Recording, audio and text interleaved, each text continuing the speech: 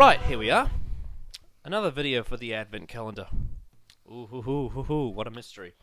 Unless, of course, you're watching this weeks after it's broadcast and you'll have seen the thumbnail and know what this already is. Mm-hmm. And the title, because it'll change. What? And the title, because it'll probably change. Yeah. What happened to your voice? I got ice in my mouth. Ice. Right. Okay. I love the Ice Warriors. Anyway, but not that much. Or do I? I can't remember. They used to be pretty cool. What, like in the Troughton and Pertwee era? Yeah. But not in the Moffat era. No. Anyway, enough mucking around because this is probably a video people are going to click on, so they probably don't want to muck around. Yes. We are doing our top 10 best Doctor Who stories of both classic and new Who. Adam and I have constructed lists of episodes that we personally have as our top 10. Obviously, this is all subjective, so comment your top 10s as well. Also, keep in mind that this may change. This changed today. Yeah, my list. There's a couple of them that stayed in the same place, but often the list is a rotating few. But at the moment, having analysed it, having spent the day analysing it and thinking about it and drafting this list, this is where it sits as of now. And I genuinely believe that every episode in my top 10 could be my number one. Like, I mean, not pretty much the same for me. Like, I doubt that it will be, but they all have an argument. Yes. And I think that's a testament to how incredible this show is. Oh, it's brilliant. It's why we made a channel dedicated to it. Yeah. So, yeah, basically, comment your top 10s as well. Our rules that I've sort of said is it's only TV stories, so no Big Finish, no comics, no books. Otherwise it'll all be Big Finish.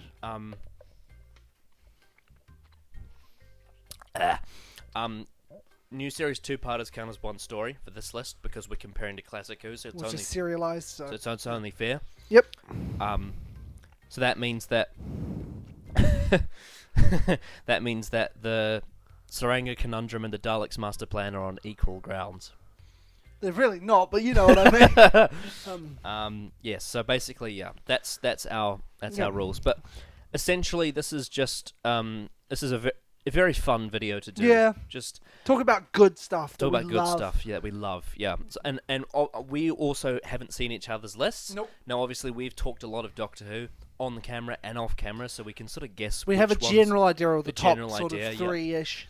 Especially with anything that we've already reviewed and have, really loved, that you could sort of guess where they would at least be in, if they're not in the top 10, honourable mentions as well. Yeah. Cool. So yeah, are we going to do the snap thing? Will you list? Yes. Yeah. Okay. Yes. So, I'm just thinking because the honourable mentions, if we snap on those, that would save some time as well. I think. Yeah. So if one of your honourable mentions is on my list, and vice versa. No. If one of my honourable mentions is in your honourable mentions, then cool. That works for me. Yeah. So, yeah, because we will have honourable mentions after second.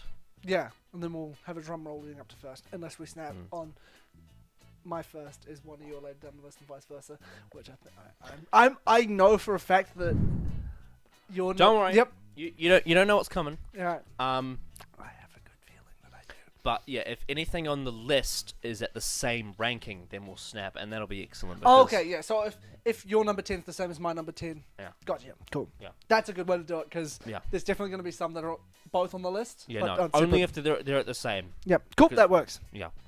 So should we do paper scissors rock to see who begins? Yep. Paper scissors rock.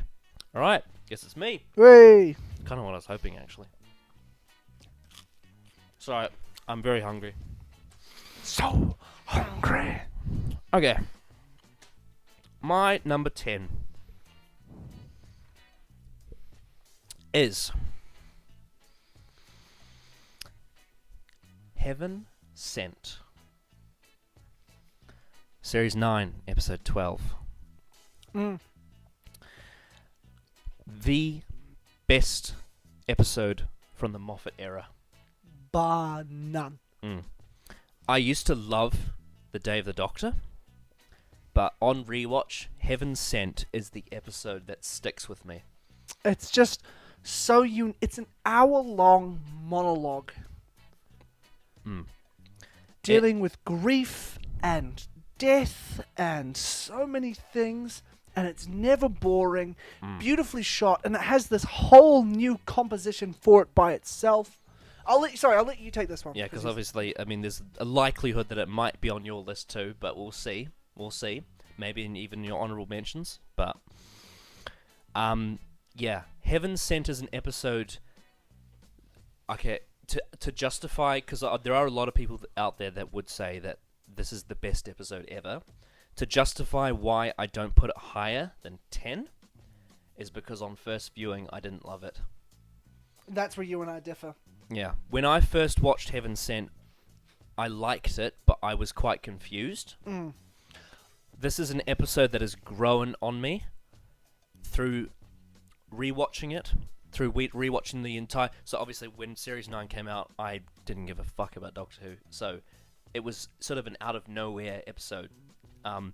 Whereas in 2017, I was kind of going into personal things. I was actually quite a bit of a bad place at that point, and in a way, rewatching all of New Who up to now was actually a very sort of not life-changing, but it was quite a cathartic. Yeah, it was quite a cathartic thing for me, especially going through the Russell stuff, because it's just warm fuzzy. It's warm fuzzy, and the emotional elements of that era just like really are good for you if you're feeling bad, or even feeling good, just feeling anything. But yeah, with all that context now in my brain from like the last few weeks of binging this awesome show, for part of it, most of it, leading up to Heaven Sent again was so much better this time round. Having all that context of the build-up to Gallifrey from Series 1 to Series 9, and having it culminate in this post... So Clara has just died, and the Doctor discovers Gallifrey through the means of incredible grief, and just... It's this episode that mirrors anyone who's gone through hard times. Not even just loss, but just anything. Anything which is a sort of... It feels like there's this crushing reality around you of almost hopelessness, but then there's that one little light at the tunnel, the end of the tunnel. It's... Which for some people isn't always there, which is tragic, but it's... In the case of Doctor Who, it works. And it's a sense of hope. The sort of story point sometimes, especially in kids' media, of never giving up, is often quite... Yeah, fuck that. Is often quite, as you've just displayed, it's quite a cheesy and overplayed sort of gimmick. Whereas in this, it felt like a beautiful resolution to the story. Yeah. There are so many quotes from Heaven Sent that reflect that idea. That's one hell of a bird. There is, I mean, obviously this is earlier on in the story when the Doctor starting to feel like giving up, but he says something along the lines of it. When I watched this episode after rewatching the entire from Series 1 to 9, this quote like almost burst me to tears when he said, "No matter what I do, you will still be dead." Like it's such a sad moment. But it also helps people understand using grief to make something good. Yeah. Moving forward. Yeah. Progression. And it's taking your issues and finding something about them that can empower you to go forward. Yeah. It's such a beautiful message that could have been especially with Moffat, could have been really naff, but he did it so poetically and beautifully. And the way he manages, like, it's one of the best examples I've seen in any media of what happens after someone you love dies. It's such a lovely, beautiful message that is completely trampled on after. Well, let's not. This is positive. Positive. I'm focusing on Heaven Sent as an individual story. Yeah. It is absolutely outstanding, and whilst it's number 10, I think I have to have it in my top 10. Oh yeah, because it's just so good. Not only is it one of the best pieces of Doctor Who I've ever seen, it's one of the best pieces of not just television, best pieces of media, also entertainment I've ever experienced. That was just touching on the sort of story. Then you add on the fact of Rachel Talele's direction. Murray Gold's amazing score just for that episode. Yeah. And Peter Capaldi's performance. It's the only episode in his entire run where they use him to his full potential. Yeah, because he's an extraordinary actor. Yeah. And they say, hey, have an hour-long monologue. Yeah. Brilliant. And Peter Capaldi is unbelievable. It's one of the best episodes for the Doctor in the entire show. Yeah. It's arguably, I would probably argue, it's the best directed episode of the entire. Oh, it's gorgeous. If you want a more detailed analysis, go watch Mr. Titus's reviews. Shot by shot of Heaven Sent. The small details in an episode, like when he's flicking the mud off the spade, and then it pans around in a way where you're actually from the point of view of the Veil. Yeah. But you don't know it until he sees it. Yeah. It's just genius direction. And Murray Gold's score for Heaven Sent, I listen to like twice a week. When I first heard it, I was literally gobsmacked. My mouth was draping open when watching this episode. Yeah. Because Murray Gold's score was so amazing. I was like, what the hell is this? This is amazing. Yeah. It's timeless as well. Yeah. Doesn't have any of that aged Murray Gold feeling that some of the RTD He stuff even has. went with synthesizers, which is an inherently 1980s sounding thing, but it worked with the episode. It's and obviously the music that came out of it, which because we had A Good Man (?) as the Doctor's theme, but then is it Shepherd's Boy? Yeah. Then Shepherd's Boy or / Breaking the Wall, that became the Doctor's theme because it's like this fits Capaldi to a T, especially at that turning point. Especially the Capaldi that we start seeing from the end of Death in Heaven. I think when here's that moment at the end of Death in Heaven where he's like, "I'm an idiot." Yes, yeah. And from that moment onwards, even though that story for him is quite wibbly wobbly and goes in different directions that I'm not big on, but purely Heaven Sent alone, his Doctor fits that song to a T, and that story of him breaking the wall is outstanding. It's gorgeous. It's just a beautiful. And we will have so much to say when we get to it with Jake. Yeah, it's going to be so a long review. Much. It's going. Yeah. I'm just hoping and praying that Jake sees it the same way we do. There will be words if he doesn't, but no, but it's beautiful. Yeah. So Heaven Sent is my number 10. It's just awesome. All right. So your number 10. For very different reasons. Now, this may be a bit of a surprise. It was a surprise to myself. This was a very last-minute change because the more I kept thinking about it, this episode kept popping in my brain like, no, you love everything about this episode. There's nothing about it that you dislike. It's creative. It's emotional. It ties into the series arc. It is. I've got a feeling I know what it is. It's so clever. And I think I'm the reason why this happened because I reminded you. Yeah. Because I used to be like, this is a really good episode with a brilliant ending. Then I realized, no, this whole story is some of the best Doctor Who in my opinion. I just adore it. My number 10 is Gridlock.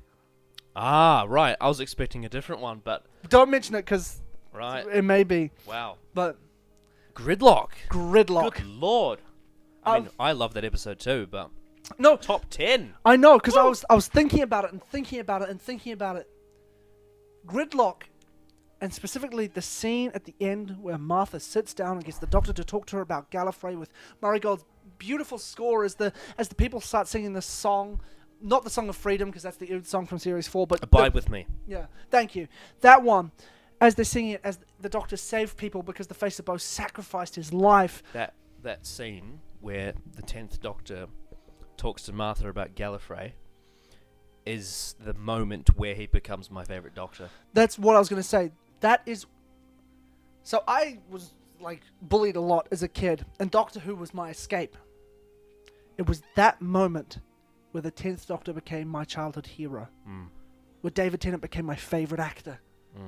It was that moment where I was just like, this is it. This is the perfect escape. This is the perfect character. This is so interesting. That's part of why I love Martha, and the fact that they split the Doctor and Martha off like that, and everything, the pace of it, the whole idea of it being stuck, and then bringing back the macro, and it's... And it also, so many small details in that episode, like the scream that he does when Martha is taken in the bus is the same screen he does when Rose like falls off the lever in Doomsday. Yeah, because he doesn't want to lose someone again. Yeah.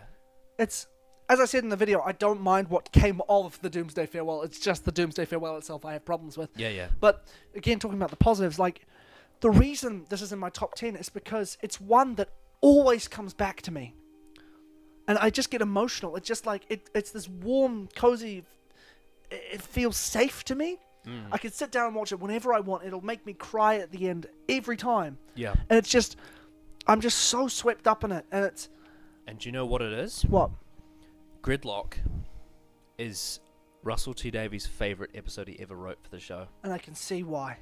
It is one of the most underrated episodes. Because I originally had a more fun episode, which I'll mention in my honourable mentions, which I really, really love. Really, really love. But then I was thinking, no, I can't put that over Gridlock because Gridlock emotionally affected me so deeply that I just could not put these other ones above it. Yeah. It's one that just always comes back to me, and I was just thinking, because originally, when we first started this channel, I was thinking about, what would I actually rate these episodes when getting to break them down? I was like, it's probably 7.5. And then I rewatched it. Oh no, that was an 8.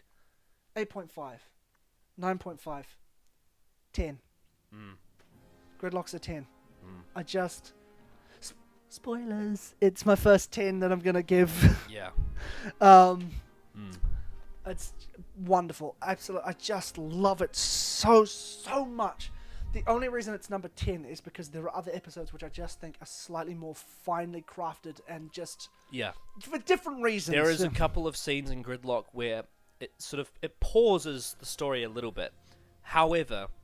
overall, as a package, it's extraordinary. And all the side characters are wonderful. And the fucking macro in it as well, which is such a great callback. Yeah, and the fact that he goes up to expect this sort of evil, corrupt politicians, and they're all dead. Yeah.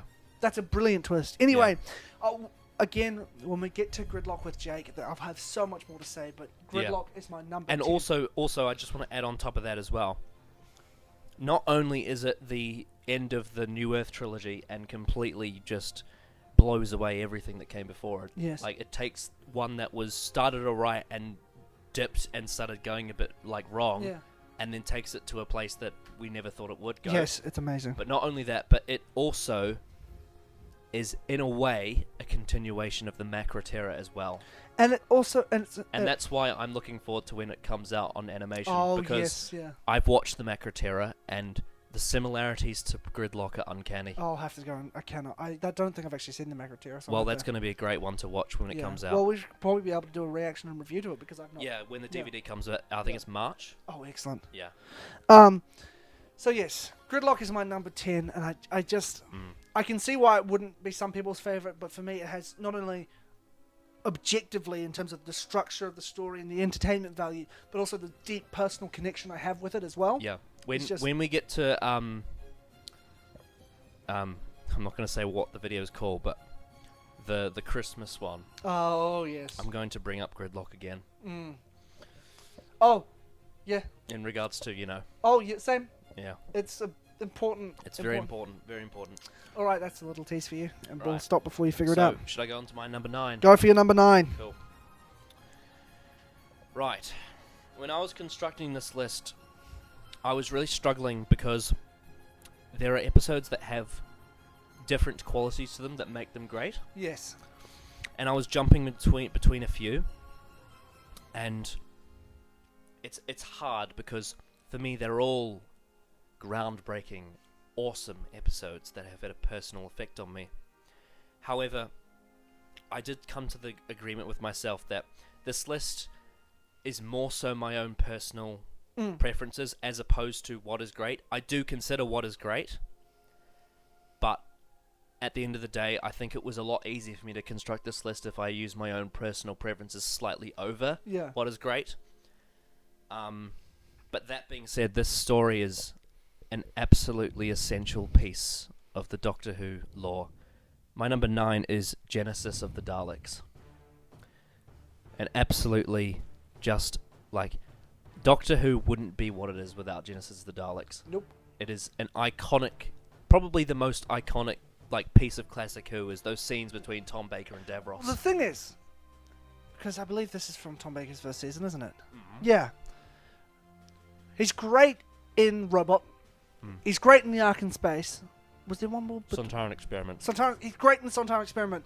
But the one where his doctor really... Similar to Gridlock for David Tennant. Where he had the funny, amusing side of it, but also that deep, emotional complexity to him.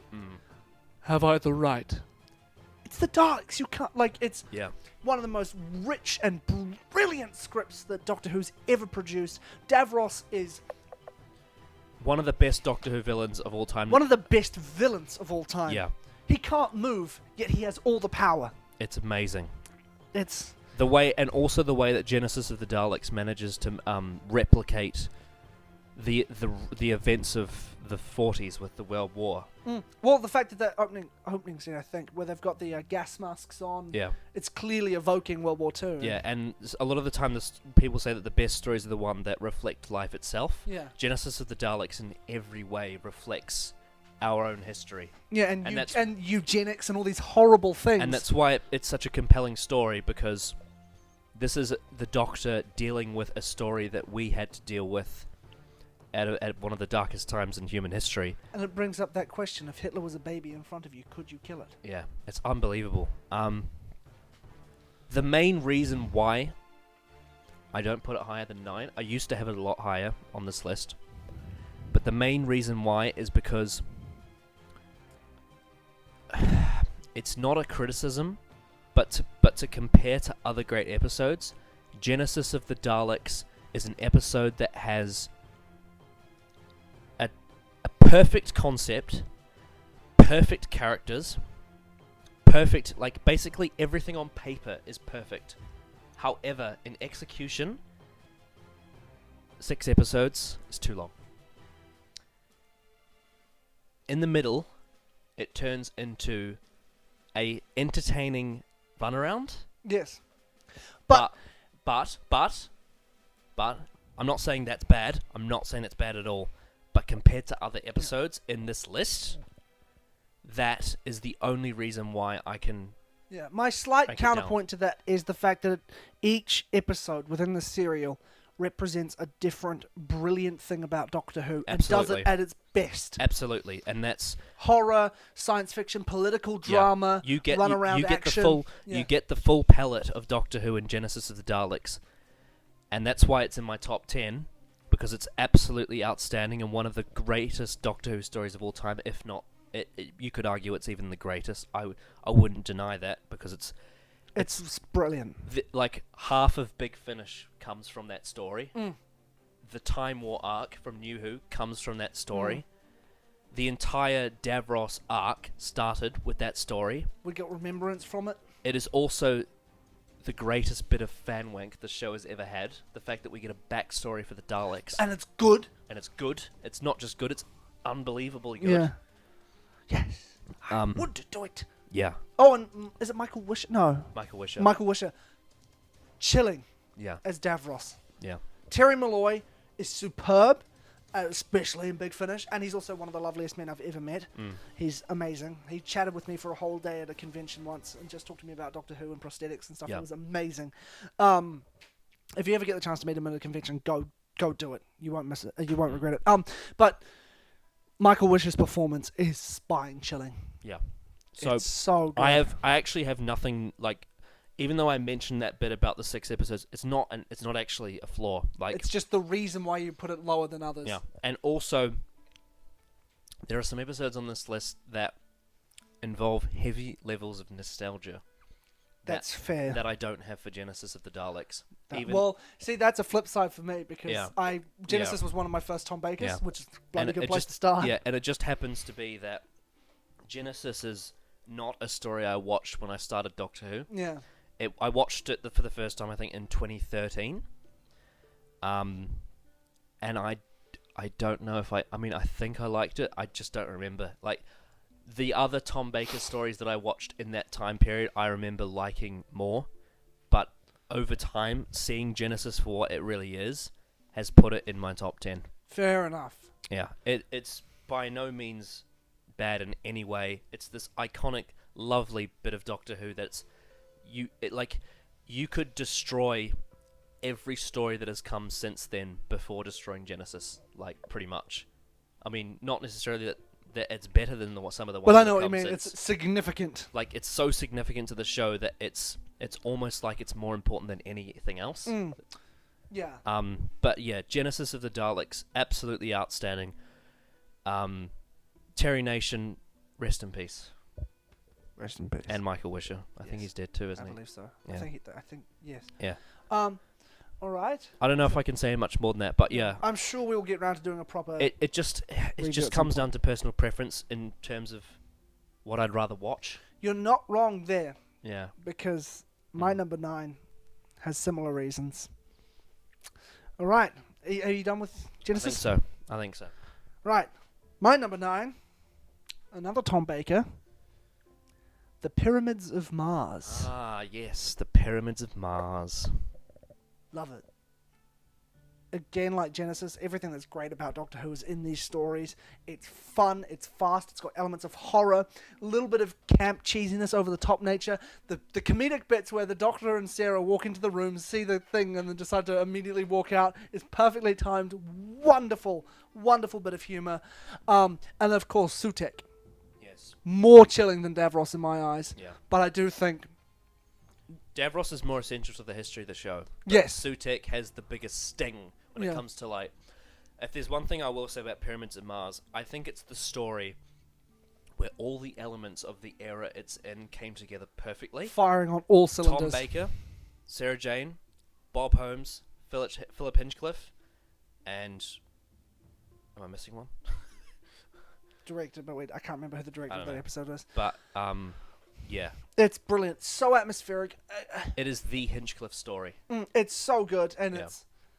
If you haven't seen it, do yourself a favour and go watch it. It's so gripping and entertaining, and knows when to take itself serious. It's just a perfectly balanced piece of television, and specifically nails the Doctor Who formula. Yeah. Also, if you don't mind a bit of naff effects, but you love the fantasy elements of like Series 5 and Matt Smith's era, you're going to love Pyramids of Mars. Oh, yeah. Because Pyramids of Mars is fantasy defined. It is like, it has this magic like feeling all over it. Oh, it's, but in like, it's so good.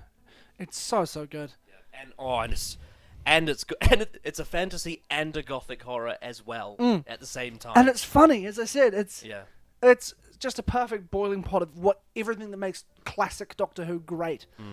It's the essence of Bob Holmes in his prime doing his best. Yes. You know? Yes.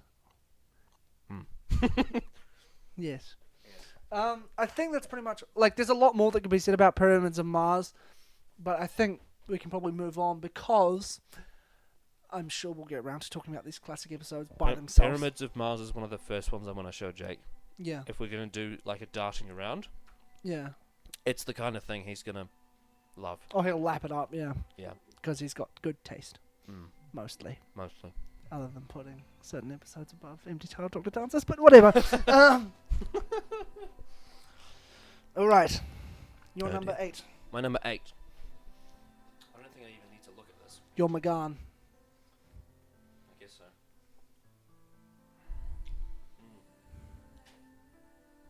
This one's going to be an even difficult one to place, because this is a story that I think I respect more than any other Doctor Who story. I don't know exactly what my full thoughts are on this episode, because I've seen it, I think I've seen it twice. Okay, so, yep.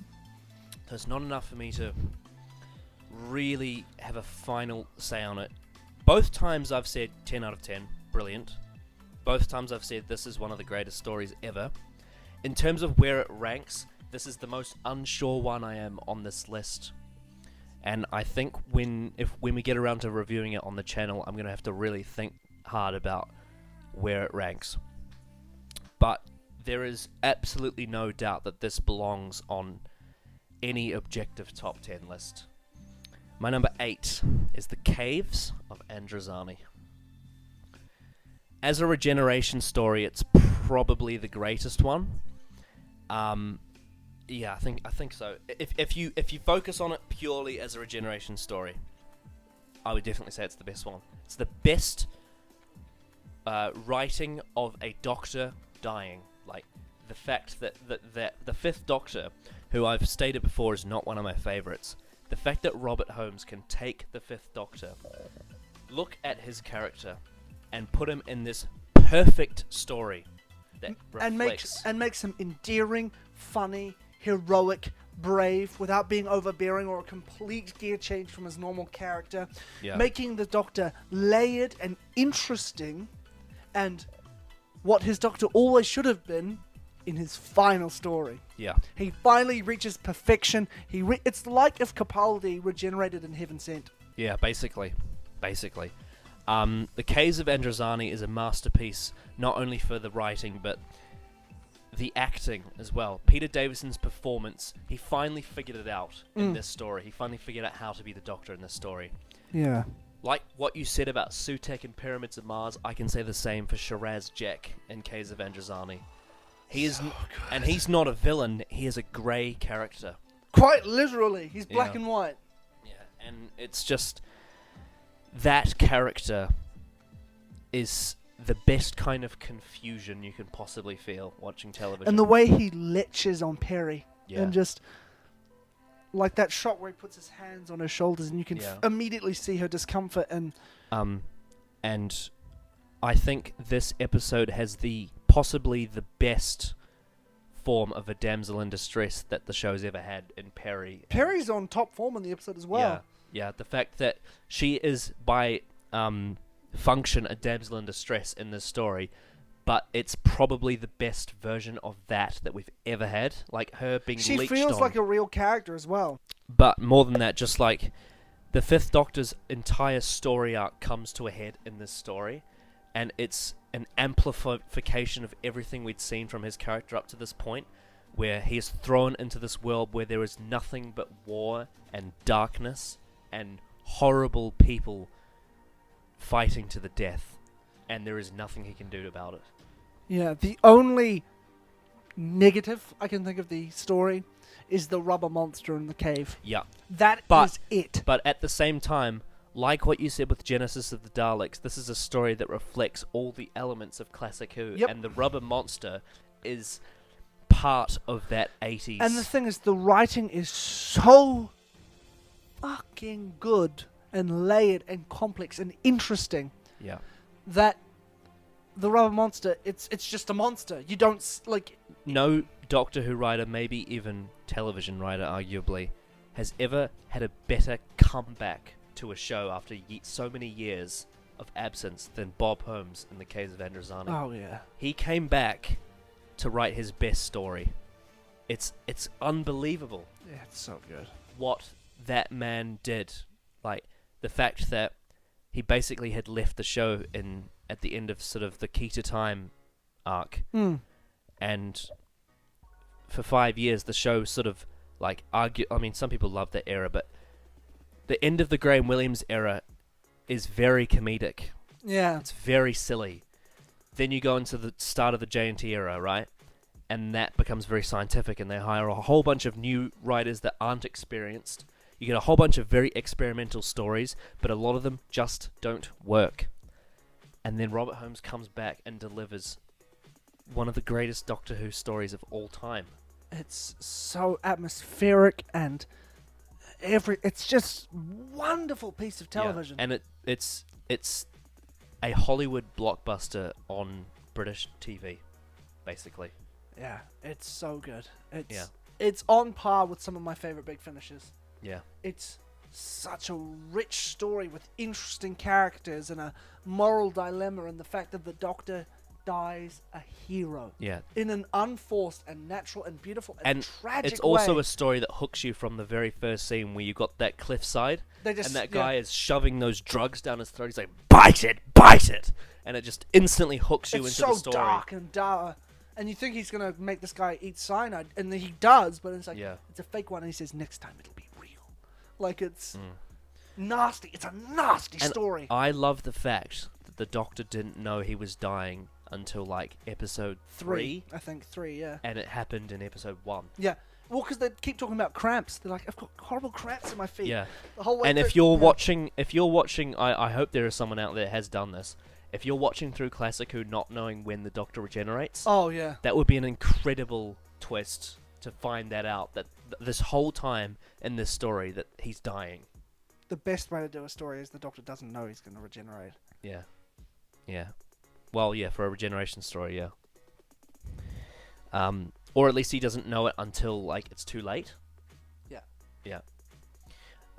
Yeah. The Caves of Androzani is an absolute masterpiece, and Belter. it's unbelievable. Why did I rank it lower than some others? Similar to Genesis, it's personal preference and nostalgia.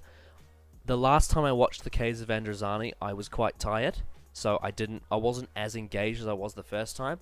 But this is why I need to watch it again, because I need to do a proper analysis of it. Well, we probably could at some point. We could probably do the... Well, we'll discuss plans Yeah, later. but honestly, like, it's unbelievable. All right. And that's why it's in my top 10 and Yeah, should so be in everyone's top 10. Yeah. It's amazing. Yep. All right. My number 8. Now, this one would be much higher on a lot of people's lists. Possibly even including yours. We'll see. It is my second favorite episode of a specific Doctor. Beautifully tragic and takes the typical heroic tale and then just twists it and crushes it in front of your eyes and makes it hopeless and bitter and angry, and it does it in such a believable way, and the melodrama is wonderful. In the opposite of Caves of Androzani, where it starts bitter, miserable, depressing, miserable, ends on a moment of hope, And then Colin Baker turns up. and not a moment too soon. Then you have this episode, which is fun. Oh, this is an interesting dilemma. Fun. Oh, this is quite sad. Yay! Oh, fuck. Oh, no. Oh, fuck. It's the Waters of Mars. Ah, yes. The Waters of Mars. So good. So good. Just, It has everything. it's the perfect Tennant. Well, as I said, it's my second favorite Tennant episode. Yeah. It's It almost the perfect Tennant. It has everything. Yeah. A great dilemma. Beautiful cinematography. Amazing music. Great performances all round. A horrible ending. In a good way. In the best way. It is such a heart-wrenching thing. And I remember when the Doctor says, I am the Lord of Time, and the laws of time, blah, blah, blah, I'm a Time Lord. Whatever he says, that they will obey me. It's... Go away, Moth. It's just so jaw-dropping that this hero is now evil. But he does save the day. But then Adelaide Brooke, in a family TV show. Yep. Not only that, the flood as well. One of the coolest Doctor Who Have you villains seen ever. the original design for the flood? It's even worse. It's even scarier. They're originally they were going to be bald and have white cracks like around their face. But they said this was too scary. Yeah. Russell's just like, look at this picture. It's too nasty. Do we really want this? I remember that. I watched the The Waters of Mars is also one of the hardest productions to ever happen on the show. Like the one that's most difficult to execute, but they absolutely nailed it. 10 out of 10. It's just so entertaining. 1 hour of perfection. Utter perfection. And the subversion in it as well. And the fact that it has the 3 knocks instead of 4, and the Doctor doing his typical heroic thing, but nobody wants it. Yeah. Brilliant. It's like a big Finnish quality story. Again, where they take these Except Doctor you Who... can actually see it, Yeah. and it's incredibly made and It's one they of the take best looking episodes ever. they take these elements of Doctor Who, specifically their own era, the Russell Tennant era, and flip them all on their head because the Doctor is a broken man. And then the end of time happens. But Waters of Mars is perfect entertainment. I love it so much. And I will say more about it when we get to it again. That's with only Jake. number 8. That's only number 8. We better keep this thing rolling. So Yep. You go to your number 7. Yep. My number 7. You're McCoy. You know how I was saying before about nostalgia Yes. and personal experience? Yes. So, this story, admittedly, has a lot of flaws. Yes. But You're not going to put Love and Monsters on here, it's are you? not Love and Monsters, don't worry. Don't worry, it's not Love and Monsters. Love and Monsters is not better than the Caves of Androzani and Genesis of Daleks. No, it is not. I like Love and Monsters, but it's nowhere near this list. Anyway, sorry, keep going. This is the story... All about how my life got flipped and upside down. Sorry. In a way. This is the story that got me hooked on Doctor Who. Bad Wolf and the Parting of the Ways. There it is. My most nostalgic moment watching Doctor Who is sitting on the couch with my father in 2008, a few months before Series 4 aired, watching this finale. I was in awe from the start of Bad Wolf through the entire episode, through the whole next week that I had to wait, all the way to the end of the Parting of the Ways. And then that moment where, because I was watching Series 2 and Series 1 simultaneously, thinking this was like James Bond, where they just recast. Yeah. Seeing that moment where Eccleston turns into Tennant, that right there is exactly when I became a Doctor Who fan. That moment where I connected the dots between Series 1 and 2. It's a magical, magical episode that Jake has also expressed very high praise for. Well, you can just watch the video self-plug. You can go watch it and you can see his expression, like he's in awe of it. And he cries. Yeah. It's unbelievable. Yeah. There's so many amazing moments in this episode. As someone who's got such passion for, like, because I'm obviously an editor, this is an episode that is perfectly crafted from a production standpoint. The way it flows, the way each scene intercuts in between each other. There is this one scene that every time I see it, I almost just, like, I melt inside. It's when the Doctor and Linda walk out of the games room and they look up and the Doctor says, "We've been here before. This is Satellite 5. And it cuts to the satellite. And the way the music and the dialogue and everything blends together. It's just those small details for me that make Bad Wolf: The Parting of the Ways so enjoyable on rewatch. All of the... I want to say landscape, but it's the in-between shots between scenes of the satellite and the sun rising over the Earth to signal the Daleks coming. The music by Murray Gold. I was recently listening to some of the unreleased score on this episode. This score on Bad Wolf: The Parting of the Ways carries you through the story. It's so like the it's like this high-pitched, striking vocals to represent what's going on in the story. You know, so many elements to the story that I love. And there's tons of brilliant little moments, like when Linda's in the room, which I'm pretty sure is the same room where the Doctor and Rose had the argument. Maybe the same filming location, but not the actual same setting. Which in End of the World. Oh yes, no, it probably is. Excuse me. But I love the scene where the Daleks come up in front of the window and you just see their little lights shine, going exterminate. You don't hear them, but you just see that, so you know what's coming. Glass shatters, sound cuts off, she screams. And the thing is about that scene is, as a kid, when I saw them say that with no vocals, I laughed. But then she died, and I suddenly went, huh? And, you know, that is like a good example of tonal whiplash where it works. Yes. Makes the episode better. Also, Captain Jack Harkness dying steals my heart in this story. Steals everyone's heart, yeah. Like, from the comedic elements in Bad Wolf, of like where he's like playing with the robots. Like, I think there's one scene where he even feels like the robot, he just grabs it, which is such a it's such a small detail, but it's such like, this is Captain Jack, an omnisexual, feeling up a robot that's not real and not sentient. Mm-hmm. Yet Captain Jack is still aroused by a robot. Yep.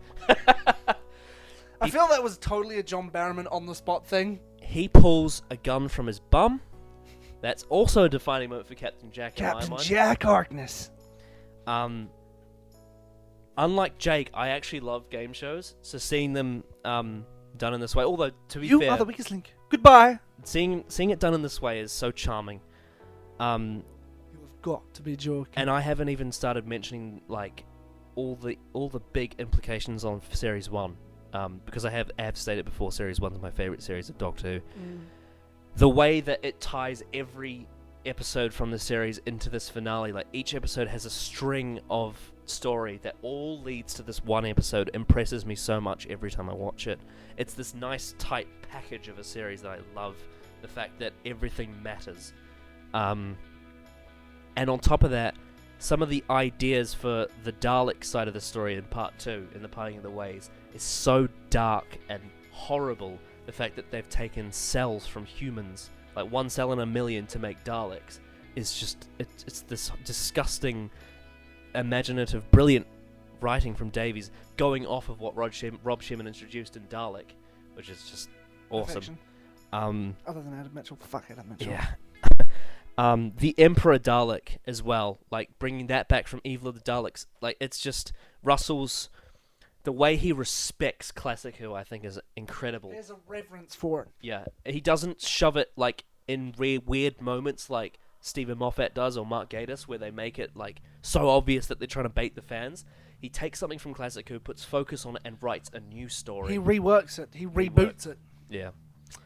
And just even though like I can see the story for its flaws, I can see, because I've discussed this episode many times with some people that say like they have their own problems with it, and I can completely understand why someone would have issues with this story. But for me, it's just, no matter like what objective flaws it has, it's always a story that carries me through the episodes from start to finish, and I unequivocally love it just because it made me fall in love with the show. And every time I watch it, I'm always having an amazing, fun time. And on top of that, it's essential Doctor Who, really. A base under siege with Daleks, like that's it's quintessential. Doctor Who right there. So like, you know, if I was to draw comparisons, like Genesis of the Daleks, I rated 9, is a more essential story to the show, but Bad Wolf Parting of the Ways is the essential story to my experience with the show. Like me with Gridlock. Yeah, like you with Gridlock, and that's why it's And in my others. top 10. I absolutely love the Series 1 finale. Oh, and on top of that, it's Christopher Eccleston's regeneration story as well, and it's just the fact that he ends with self-sacrifice is just this beautiful metaphor that I love as well. So there are so many elements to Bad Wolf Parting the Ways that I've just rambled on about for a long time that make me love the story, and yeah, love it, love it, love it. What's your number 7? A perfect episode.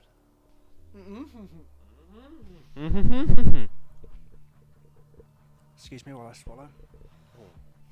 Alright. It is Utopia. Ah, just part 1. Just Utopia. Right. Because I have opinions about the following episodes, but you're gonna have to wait and see. But Utopia, Yeah. nothing. I feel like it's one of those ones where you can either have it as all 3, or you can separate Utopia from the others, if you wish. Yes. Like your experience with Bad Wolf Parting of the Ways, Utopia was my most euphoric moment watching television. Because I'd watched a lot of classic Who. I had no idea the Master was coming back. And every element of Series 3 that we didn't know had been... It wasn't something where it was just like, the crack in the wall, we're heading towards that. Oh, the impossible girl, we're heading towards that. Or even...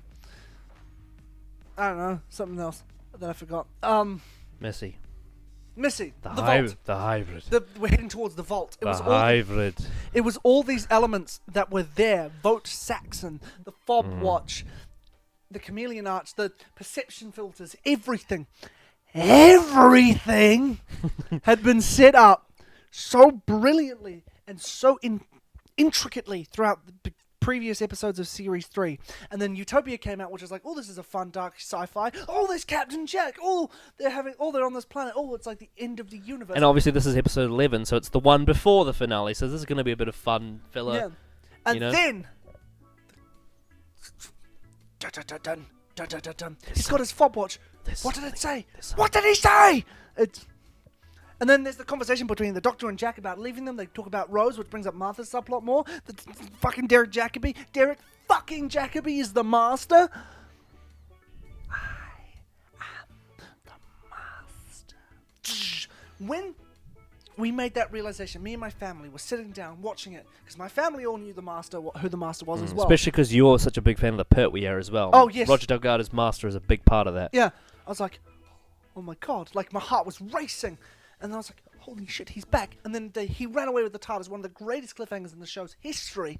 And when, obviously we didn't find this out until later, because Martha was like, hold on, I know that voice. Obviously right before the credits, but then they find out in the next episode, it was there the whole time. In the first fucking episode of Series 1, in Smith & Jones, when Martha was talking to the Doctor, there was a Vote Saxon sign right behind Martha's shoulder.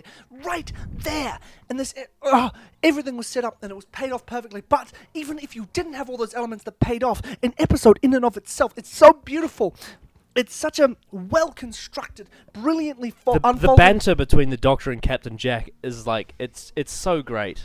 And it's everything unfolding. The Doctor is perfect. Jack is perfect. Martha is perfect. Yana is perfect. Chantho is perfect. All these characters are so interesting and rich. And we only have one episode, or so we thought, with them before they got turned into the Toclophane. Yeah. But in just Utopia itself, the fact that it's a lie, and then this bad guy turns up and he's like, ugh, I hate these people, blah, blah, blah. Then fucks off with the TARDIS. Yeah. Even if you didn't have that pre-established history, it'd be one of the most what-the-fuck endings, but it would also be one of the most entertaining episodes. It's just... My heart races every time I see it, like it's however old I was. Once again, sitting on the floor right by the fire, freaking out about this. And just could not stop thinking about it. Buzzing. Absolutely. It is event television. Yeah. I adore it. Utopia is the reason why I say Series 3 has the best story arc of any series of Doctor Who. By far. Yeah. It's unbelievable the way that the chameleon arc from Human Nature manages to blend in, and the Master has one as well. Yeah. Is just crazy.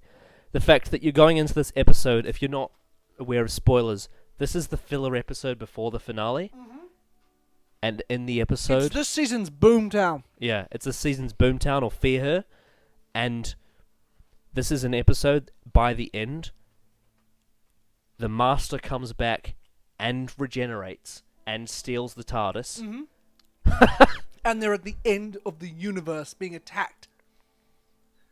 And it ties into Torchwood. Everything. So good. Russell T Davies. Genius. Absolute genius. I'm going to stop now before I pass out from exhaustion from getting so hyped. So I'll let you go on to your number. Yeah, and I would follow up on that and say, I actually do, I think you agree with me definitely.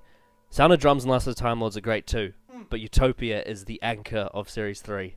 Absolutely. Yeah. It's the perfect part 1. It's so good. It's unbelievable. Absolutely outstanding. Right. So is it my number 6? Wait, what's your number 7? Beowulf Punning the Ways, so... Number 6. Well, if you'd watched our Series 1 recap, you probably know what this is. Because, obviously, Parting of the Ways was not my number 1 episode of Series 1. It's my most nostalgic, but it's not the best one. That'd be Aliens of London. Long Game. You see, the Long Game is this genius bit of satire on... Nah, it's alright. Simon Pegg. 10 out of 10. No. My number 6 is Dalek. Apart from Adam Mitchell, this episode is absolutely perfect from start to finish. And even then, I don't even mind, that scene, because... even though it's grating, it actually does set up his character for what it would become. I think Adam Mitchell is as a character fails more in the long game because like the long game has a really pathetic follow up to Dalek. He is still unbelievably annoying in Dalek, and he is the reason why you don't give it a 10, and I can completely understand that. However, I can look past Adam to see when people think of Dalek, they don't think of Adam. They think of the actual story, and that is the Dalek being reintroduced to the show in the new series by Rob fucking Sherman. The definition of a one-hit wonder.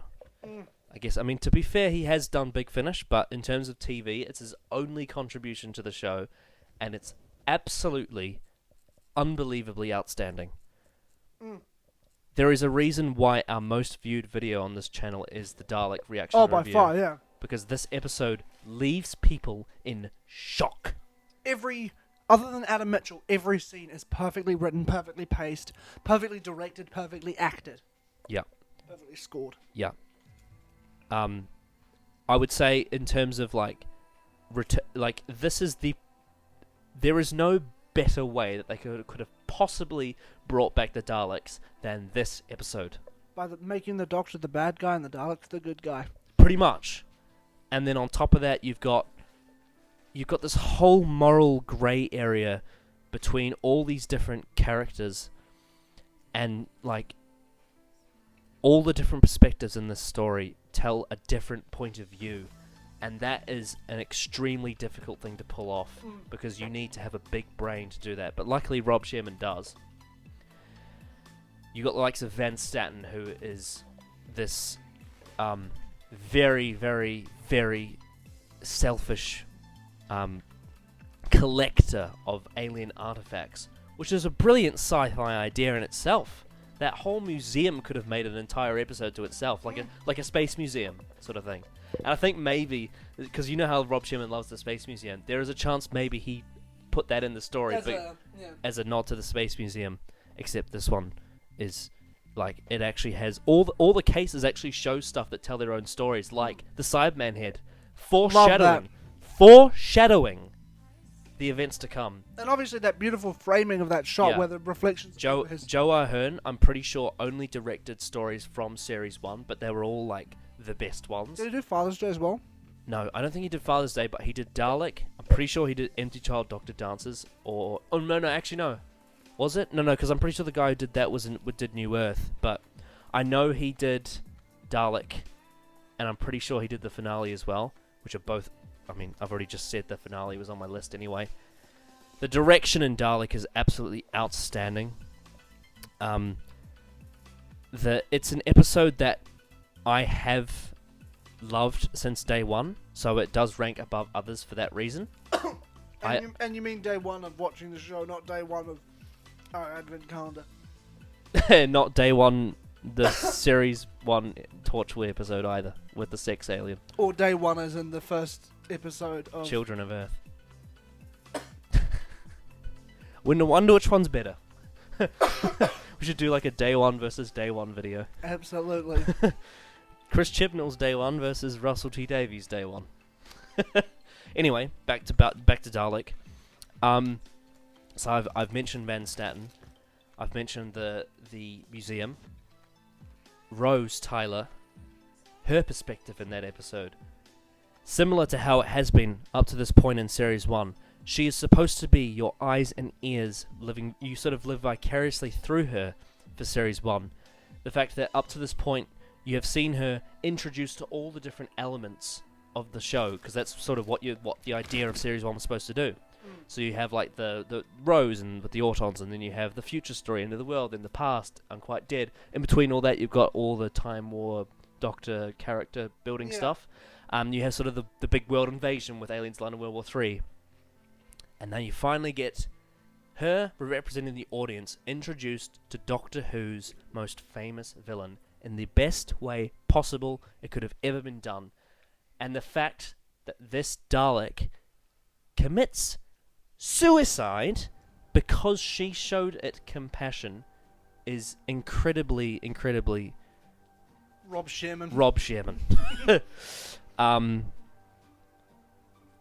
Yeah, I love the fact that this story reflects with Rose that she is completely innocent, yet this story has an effect on her, and it's got nothing to do. All of her decisions are completely understandable, but the consequences of the environment that she is in are actually playing against her. Yes. There is no forceful good and evil in this story. This is playing out as if it was real life. Exemplified in that beautiful moment where the shutter goes down, the signal goes out, and the Doctor thinks Rose just got exterminated. But the Dalek didn't kill her. Yeah. And the Doctor's like, what the fuck? Yeah. Why not? And then I've just, basically up to this point, I have just justified why I love all the nitty gritty and bits of this episode. But really, the reason why it's, for me, an all-time classic is the Doctor and the Dalek.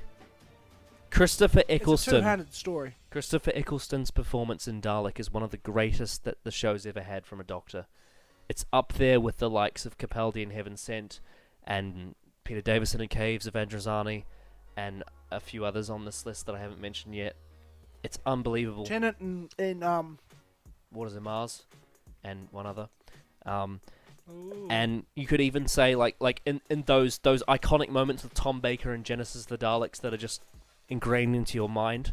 Yeah. Christopher Eccleston in Dalek, his Doctor becomes one of my favorites in that moment. He was already outstanding in the previous episodes, but Dalek pushes it to that point where his character is arguably one of the most interesting ideas and just a great twist on the classic Doctor that we thought we knew. He's different. He's a changed Yeah. man. Dalek presents to you what the new Doctor is about in the new series, and it does it perfectly.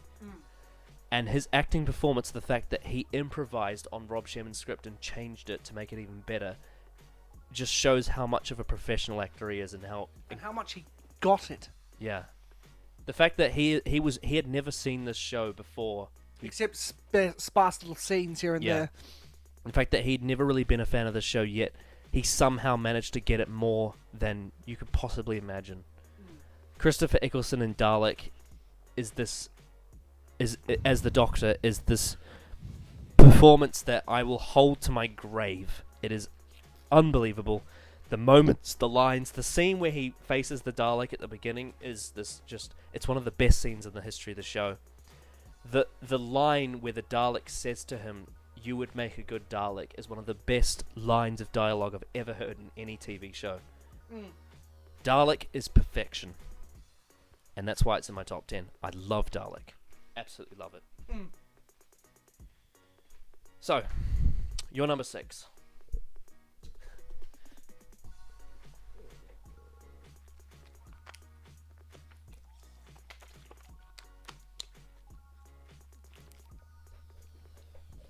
That's staying in. Alright. Bit of suspense. I'm not going to give some preamble. I'm going to get straight into it. Human Nature / Family of Blood. Was this the one that you put on the list when I reminded you that we count two-parters as one story? Yep. Yeah, I thought so. I saw your face change and I knew it was this story. Yeah.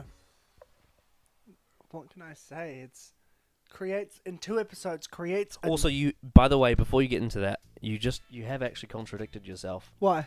Because you said Waters of Mars was your second favorite Tennant story, and you've already. Let me rephrase it. My second favorite 10th Doctor story. Ah. Right. There we go. That makes more sense. Yes, because this is not the Doctor's story. It's John Smith's. And Martha's. John Smith is such an endearing protagonist. Not because it's the Doctor's face, but because he's so well written. Because Paul Cornell, much like Rob Sherman, is a bloody genius. And this is adapted from a book. I should read the book. I think I feel like it's your duty at this point. Yeah. Yeah, because I've been such a Paul Cornell, take over the show. But it's hard for me to put into words because everything. Everything. Direction, music, the way they make you almost hate the Doctor for killing this character who's only been in 2 episodes. When the Doctor comes back, it's sort of like a yay moment with an asterisk. Yeah. Because it's like, yay, the Doctor's back. Oh. But he killed John Smith. We Yeah. got this is, and it's great that they made this a 2-parter because you really got to know and love John Smith over that time period. Especially when he's so scared of dying. And she says, and basically Martha tells him he's lonely. And he says, and this is what you want me to become. And he touches the watch. They touch the watch together and get a flash of what their alternate life could have been. That's one of the most heartbreaking segments of television I've ever seen. It's just so moving, and The dream of a normal death. and there's just such compassion in this episode, as well as a creativity with the family of blood possessing these people and taking their souls, and Martha being completely on the back foot and having to push forward and push forward and push forward and push forward like the champion she is, which she does later in the finale. But and it's I'm sort of stammering for words because it's one that always just I'm in awe of. Yeah. I'm in awe of just how If there's one clever thing it I can always say about Human Nature, the Family of Blood, is it's one that I'm always... whenever I'm watching a marathon, it's always the one that I look forward to because it starts the best run of episodes that this show's ever had. I agree. Consecutively. Yeah. It is Human Nature, Family of Blood, Blink, Utopia, Sound of Drums. Last of the Time Lords, Mm, Voyage of the Damned. no. Spoilers for But at the number one is- at the very least, the 5 episodes. Oh, yeah. That At the finale, at the very least, Human Nature, Family of Blood, Blink, Utopia, Sound of Drums for me is just 5 episodes of perfect television. Oh yes, and the one that doesn't tie in to the ending is arguably the most famous episode of the show ever. Blink, yeah. Just happens to be in between this incredible series arc. And it's just perfection in and of itself. But Human Nature, Family of Blood, no episode really gets me as choked up as that. Mm. The Doctor and Rose, but the Doctor and Miss Redfern, Yeah. Nurse Redfern, I believe that. Yeah, and with Martha on the outside as well. Oh, it's heart-wrenching stuff, and it's sort of a love triangle. But Yeah. John Smith isn't who Martha loves. Mm. It's the Doctor. But she doesn't want to just bring him back because she loves him. She just wants to bring him back because the world and the universe needs him. Mm. It's this moral dilemma, and all the characters are interesting. And It also is a great metaphor because a lot of people often say that the 10th Doctor is the most human, and this is like the metaphor for that. yes, well, human nature. Exactly. And it's wonderful. And the diary, which I have a copy of upstairs, is just Oh, yeah, the diary, yeah. it's wonderful. It's And if there's one also as well, an absolute show stealer is Harry Lloyd as Baines. oh yes, His face is my most like that. My memory of that episode always begins with his face. yes. His The way his chin's pointed down, his eyes are the opposite direction. he is an incredible actor. Son, not son, descendant of Charles Dickens. Mm.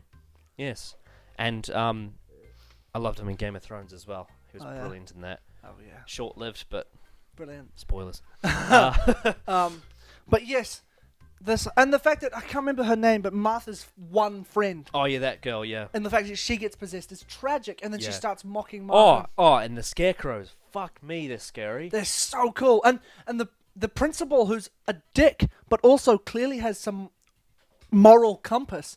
Where he's Yeah. like, no, I'm not letting this little girl out here to die. Like, it's something where you know, as the audience, the dramatic irony of the situation, she is possessed. But you would do, if you were in his shoes, you'd do the same. This little girl, there's gunfire, and these unknown creatures coming towards us. Yeah, and it's a story that, like, I find the best Doctor Who stories are not the one that have a set-up structure, but the ones that you can get lost in. I'm so lost in this one, yeah. I always get lost in here. It's like a storybook being read to you on screen in such a great way. It unfolds in a beautiful, beautiful way, and Murray Gold's art. score is It's absolute art. It is. It's Yeah, and also, this is one of the first stories I think I ever saw of Doctor Who. Like, the first one I ever saw was The Age of Steel. I think this was the second one. And my dad has such great knowledge of history that he gave me all this, like, in the ad breaks, he would give me all this trivia on the First World War. and the fact that that's another thing. The looming threat of the First World War. That didn't need to be in the story at all. But when they go and visit the guy as an old man and he sees them and he cries, that was an unnecessary scene, but it was such a beautiful, humanizing moment. And at the end, it lingers on the pocket watch to seed your mind for Utopia. Yeah, to remember what this does. Fuck, Series 3 is good. It's so good. It's outstanding. Yeah. We don't get stories like Human Nature, The Family Blood anymore. No. It's just unbelievable. Because there's something like Heaven Sent, which I adore. But it's all done in this sort of bombast. Whereas Human Nature, even though it's got these undead scarecrows and there's alien invasion, it feels real and grounded. Yeah. Like, you could cut the sci-fi elements out. This and is it'd be... one of the reasons why people love the Empty Child Doctor Dances is for that very same reason. But I think this one does it better. Oh, it does. Yeah. It so does. It's just one of the most touching and interesting and Magical. And I love the line where he's talking about his parents and he talks about Verity and Sydney. Oh, yeah. It's a lovely bit of trivia. Yeah. Oh, and I love that scene where that guy is about, was it as a guy or a girl? It's about to be killed and he throws the cricket ball and it like stops. Isn't it the piano? Oh yeah, there's a woman, I think she's on her bicycle and there's a piano about to fall and the Doctor does something and the scaffolding John creates this- Smith. Yeah, John Smith. But that's the thing, the Doctor's there. Yeah. The Doctor's trying to escape, Yeah. but he cannot without the fob watch. But it's so interesting how those little teaspoons of the Doctor that get threaded into it create John Smith's character. Yeah. The As fact a man that who's this kind of... The only other Doctor I think I could see this working with is Matt Smith. Because you have this kind of foppish, introverted, shy That's character. interesting because the book is a McCoy story. I couldn't see it with McCoy. Be interesting when Because you read. it would seem... If it was McCoy, it would seem to me like he's putting on a facade as opposed to he is John Smith. Yeah. It would seem like he's plotting Yeah. as opposed to being unaware. Yeah. McGahn, depending if a TV movie or Big Finish, it'd be like, you're up to something. What about Master though? Because Master does this bit in the reverse where the Master is John Smith. True. Well, that's true, but that's a different case because the Master is a different character. Yeah. And that's a different character. and bubbling, that story plays out in a very different way to this one. Yeah, we don't get like love and loss and No. you know, And those themes are perfect for the 10th Doctor as well because they are pretty much what his character is being shown as throughout his era. it's Rose and the Doctor in reverse. Yeah. It's Tennant who has to leave to say like it's Tennant who has to leave as opposed to Rose. Yeah. And I know some of the mainstream fans won't want to hear it, but this one is better than Doomsday. Oh yeah, It's better. It's It just is. a better story.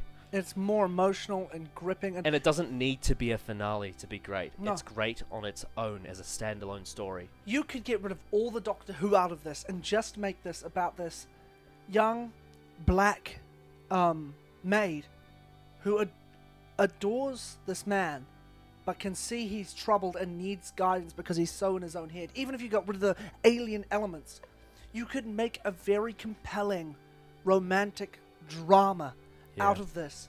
And then on top of it, you have all the Doctor Who goodness, and then we get more of the Fury of the Time Lord stuff. The unbreakable chains, the mirror, the scarecrow, and it's just... Just one of those 10th Doctor moments. And also, David Tennant is on fire! Oh my god, his performance in this story. Well, the first time I saw it, when he came in, it's like, take the watch. And then, oh, you shouldn't let me press all those buttons. Yeah. Run! Like, Yeah. way! But as a kid, I remember going, yay! And then, like, click.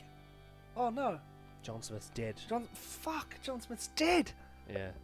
Captivating. Brilliant.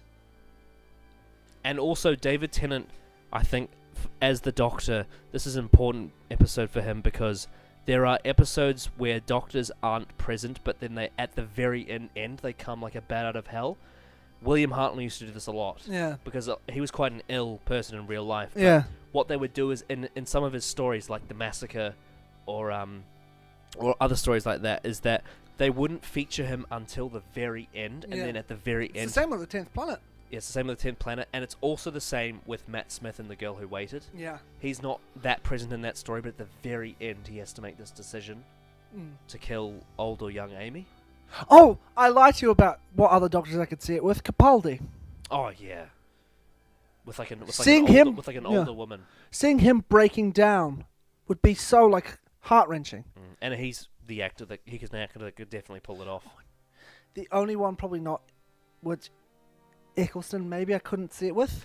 Eccleston, I feel like his soft side is very paternal as opposed to Tennant, which is very romantic. And Tennant's romantic side, which I've said I'm not a huge fan of, works so well in the story because it's not the Doctor. It's a more layered thing than just, oh, they had fun and they were cute together. Yeah. There's context and subtext and yeah, everything. It's brilliant. Anyway. I feel like Series 3, especially in this story, Human Nature, the Family Blood, it's almost like it takes a lot of the ideas that were presented in a sort of straight-faced form in Series 2, but takes them and makes them way more interesting. 1,000 times. Which is why when Royce comes back in Series 4, I don't mind it. Yeah. But anyway, we'll get to Human Nature, Family Blood properly with Jake. So I'll let you... Again, I hope he loves it. Again, I'll get you on to... Is it number 5? Number 5. All right. Top 5 time. Ooh. Top 5. These are the episodes that are just like, they are indistinguishable from each other for me. This is just, like, at this point, it's just perfect Doctor Who. Like, I literally cannot think of one bad thing to say about this episode. Like, with Dalek, I could say Adam, but this one, aside from the fact that it maybe doesn't appeal to every corner of the audience, for me personally, this is an episode that has grown on me tremendously. And the last time I watched it, I was absolutely in awe of it. My number 5 is Midnight, which is just one of the scariest pieces of television I think I've ever seen. When I go to the movies, sometimes I watch horror movies with my friends, like It, for example, and I wasn't like scared of it. You get frights. Yeah, it's frights, like it's very jump scary. But I wasn't very scared of It. I watched Halloween as well. Halloween to me was more funny than scary. It was a lot of fun. It's a goofy film, It's a really fun film to watch, but it's not scary. Yeah. But this episode of Doctor Who, Midnight, is not jump scares. It's petrifying. It's petrifying psychological horror. It's just unbelievable to witness. This episode is perfect for the 10th Doctor's character on the other side of the spectrum to Human Nature, Family Blood. Because Human Nature, Family Blood deals with him, his romantic side. This episode deals with him as like the way he controls a room. Because the Doctor, in the past, because not really this series, but definitely in the past, has always been that person that directs a room of people. Because that's how stories get done. That's how the formula works. But in Midnight, it doesn't work, and he nearly dies. And it's fucking scary as shit. It is unbelievable. On top of that, Murray Gold score.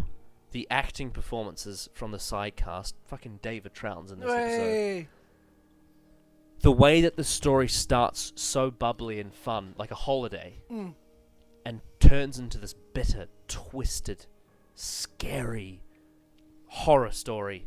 Like, that is just out of this world, like, freaky the way it changes.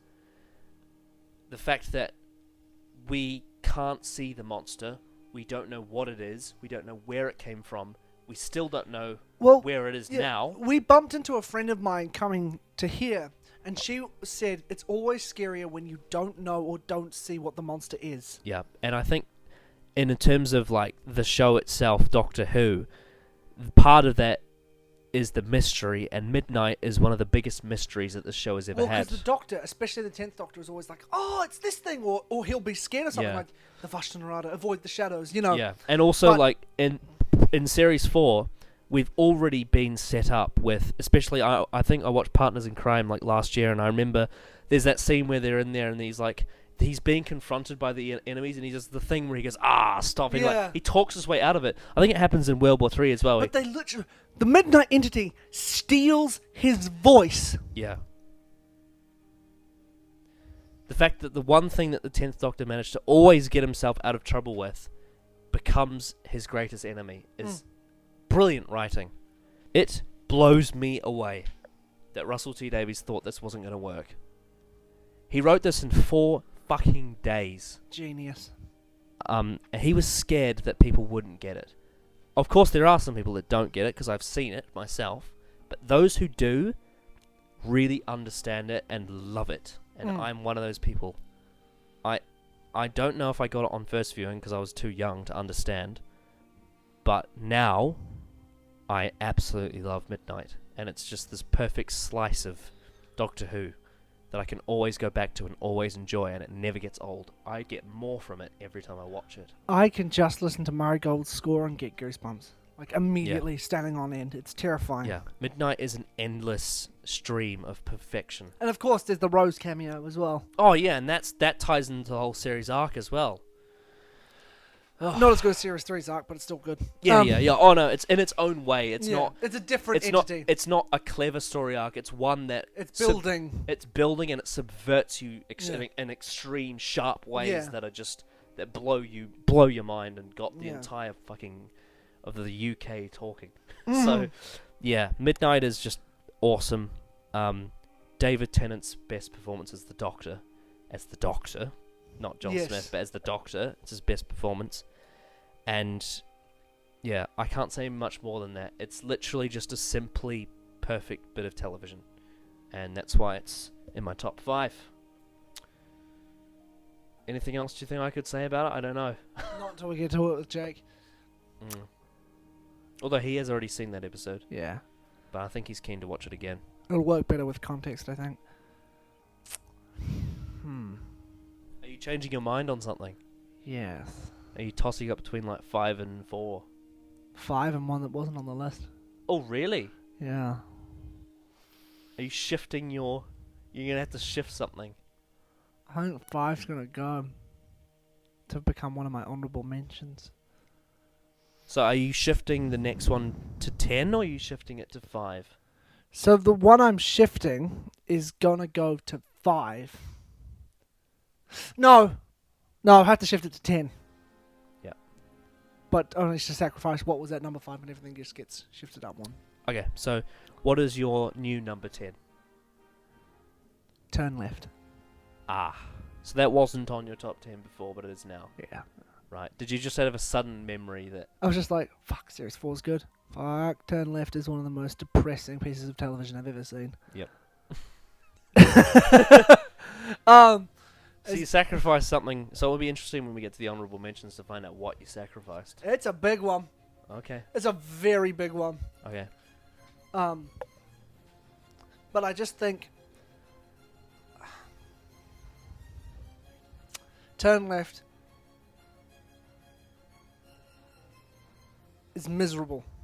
Everything goes wrong. Everyone dies. Everything fucks up. Yep. Donna has to kill herself to save herself. Rose is a badass in it. Greatest cliffhanger until the next week. Yeah. Turn Left. Brilliant. I also love alternate reality stories. Ah, yes. I had to get rid of one earlier. That's in my honorable mentions now, but Right. Wedding of River Song? yep. No. No. Takes you away? No. That may be the best episode I've ever seen. It's not even on this list. No. Number 0. But no, Turn Left is just some of the most captivating television. Every time I watch it, immediately I'm sucked in. and I just cannot take my eyes off the screen.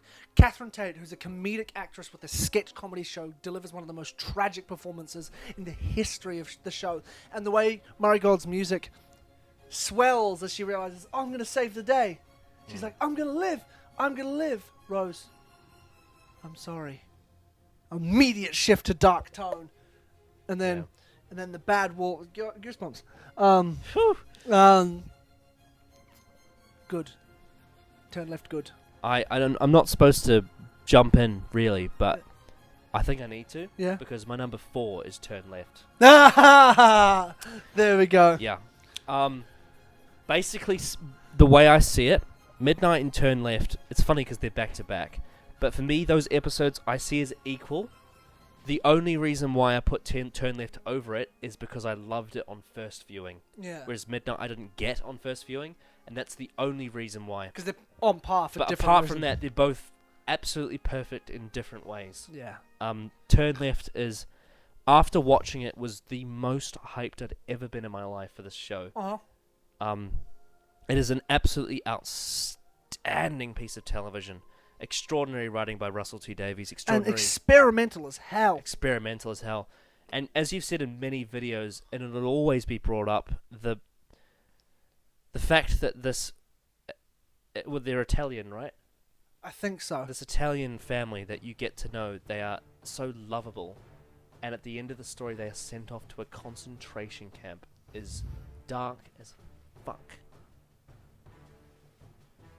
All hope is lost. Yeah. And the thing is, I guess if there was one thing that some people would nitpick, is that there's not really much explanation as to how the woman in the tent can put her in that alternate universe. There's a little, like, the bug. Yeah, but the thing is, It doesn't matter. No.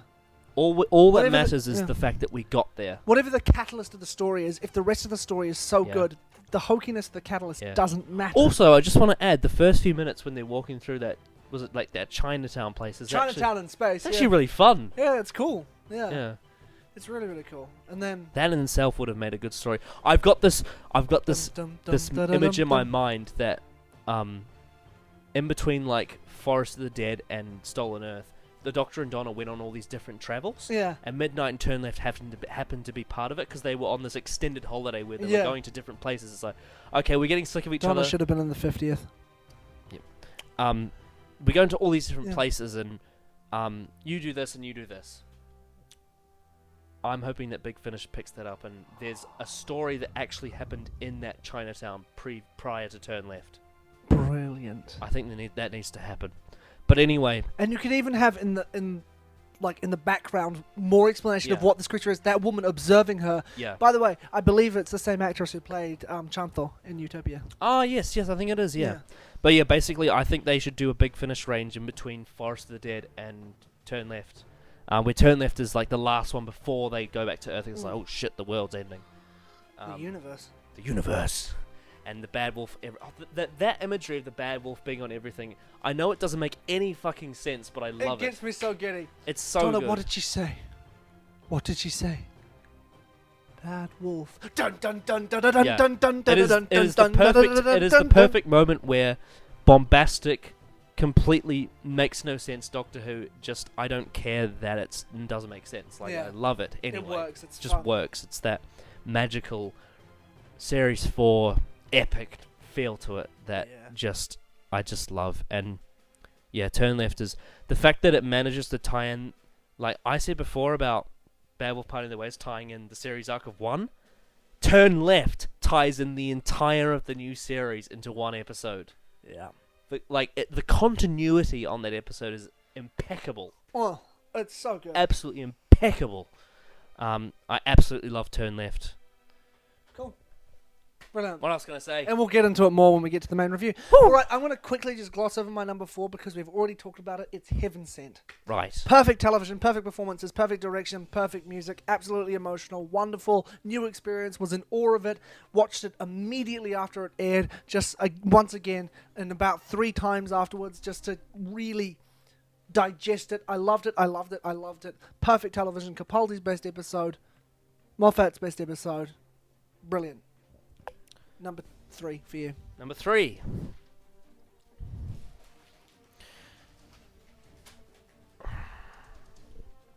My number 3 is quite possibly the most famous episode in the history of this show, and quite possibly the most famous episode there ever will be. The Dominators. You dare defy a Dominator. No, it's Blink. Blink, I think, for the same reasons as Genesis of the Daleks, belongs on this list. It is this iconic piece of television that everyone knows. Everyone who's heard about Doctor Who knows about this episode, knows the Weeping Angels, knows Don't Blink. Wibbly wobbly timey wimey. Wibbly wobbly timey wimey. This also has a nostalgic factor for me. This is the 3rd episode of Doctor Who I ever saw. Whoa. I saw Age of Steel, Human Nature, and Blink. Those are the first 3. So I have a nostalgic feeling for this as well. I also remember watching this on repeat for a whole day when I got the DVD. Because I watched it and I was like, holy shit, that was one of the best things I've ever seen. So I watched it again. Yeah. Oh, that was still one of the best. Still one of the best. Still one of the best. It's one of the episodes I've seen the most times. And I never get bored of it. I never get sick of it. It is Stephen Moffat's talent compressed to 45 minutes of TV defined. It's just outstanding. Deserves every... It is the reason he got the job. It is the reason why he got the job. Empty Child Doctor Dances as well, I think, is a very popular Girl story. in the Fireplace. But Blink was the deal breaker. And I think that's why in Silence in the Library you can see he's starting implementing stuff, preparing for his era. Because Blink was the one where Russell's like, yep, you're the next man for the job. It's you. Don't know where the fuck Chibnall got the job, but anyway. Alright. Blink. Some people love it most for the jump scares. I already discussed about how I find Midnight scary. Because I'm not big on jump scares. Don't dislike them, but I'm not big on them. I like psychological horror more. So you might be thinking, well, why'd you rank Blink higher? The reason why I love Blink so much is not just for the jump scares of the Weeping Angels, because those in itself are quite scary, and the image of the Weeping Angel is this horrible, nightmarish vision that people have around the world. But the reason why I love Blink is it's the best form of a timey-wimey. It even invented the word timey-wimey. It is the best form of a timey-wimey story I've ever seen. The fact that it manages to show what Stephen Moffat has said in interviews before is his favourite way to tell a story is whose perspective do you show it from. This is a Dr. Light story, so it shows you the story from different perspectives of people, these random people that you meet, yet I feel like I connected fully to Sally, Billy, what's the guy's name? Oh, Lawrence Nightingale. All those characters, I felt like I got a complete arc. I connected with them. I liked them. I enjoyed watching them. Just everything about it. Yeah. Every character in that story. Even Martha, who has like 2 lines, was awesome in that episode. Oh, yeah. And the Doctor's barely in it, but it's one of David Tennant's best performances. Probably his most iconic. It's probably his most iconic. Like, it's so good. Just everything about Blink is so good. I can't fault it. It's perfect. That's my number 3. Yep, my number 3. Midnight. Ooh, Midnight. At number 3. Number 3. That's not what I expected at all. No. It's my favourite New Who. Your favourite New Who story? Yeah. What was your second favourite? Was it Human Nature, or was it... No. Yeah. No, it was It was Human Nature, Family Blood, wasn't it? Heaven Sent. Heaven Sent, that's right. Sorry, I forgot about Heaven Sent. I love Heaven Sent. Mm. Yes. For all the reasons we just discussed. You're number 2. Have you already justified Midnight? Yes, I think so. And also, I will when we get to it with Jake. There's a few episodes where I plan to unleash upon the world. Some bad episodes too. Maybe. Yes, it's not like you've started a clipboard. Anyway. No, that wouldn't happen. No. Yeah, I think there was a video we did previously. I'm not sure if I think it was the experimental episodes video. Yes. Where you really let out what you think of Midnight. So if you want more thoughts on that, go check out that one. Yeah. Midnight is Perfection. Perfection. I'm a huge horror movie fan. It's the scariest thing I've ever seen. it gets to me every time. Yep. All right, your number 2. My number 2. This is sort of the moment, isn't it? Because I think I've even on video been discussing where I really, really, really struggle to pick between 2 stories. Yeah. Because I love them for different reasons. Mm-hmm. And in my mind, they're both perfect. And they're both they're both pivotal moments in my enjoyment of Doctor Who. And they both happened, those moments where I saw them and realised they were my favourite episodes, both happened around the same time. Yeah. Because as I said before with my experience with Heaven Sent, the next 2 episodes I watched in that same time period. Obviously one's from New Who and one's from Classic Who. And that New Who one was like the reminder that this is my favourite TV show of all time. And that Classic Who one got me into Classic Who properly. Like I'd watched a whole bunch of episodes before, but I had never seen this one. Somehow I'd never seen it, and I heard a review of it, and it sounded so amazing, and then I watched it. And yeah, so these 2 episodes for me are indistinguishable, the most important parts of bringing me back to the show in 2017, because I'd lost my faith in it from the Moffat era. But choosing between them is just unbelievably hard because I love them for different reasons. However, I have come to the decision, with all factors in mind, that my number 2 favourite Doctor Who story is The Waters of Mars. I nearly snapped, but I didn't. Yes. The Waters of Mars is an absolutely unbelievably outstanding hour of TV.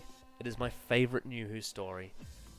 That used to be something different. I used to have other stories above it, but it's a story that every time I think about it, it gets better and better and layered. better. It is essentially, for me, 2 10 out of 10 stories in one. Yes. You have the scary horror of the flood. That in itself is a 10 out of 10 story for me. On top of that, the Time Lord Victorious in itself is a 10 out of 10 story for me. It is the best marriage, or not quite. It's one of the best marriages of 2 writers I've ever seen in this show. Phil Ford and Russell T Davies. The chemistry that they have as a writing team is so great that I don't notice any differences in the episode. Sometimes when 2 writers write an episode, like for example Chris Chibnall and Mallory Blackman and Rosa, it's very noticeable who's writing what scene. Jamie Mathieson and Stephen Moffat and The Girl Who Died, same thing.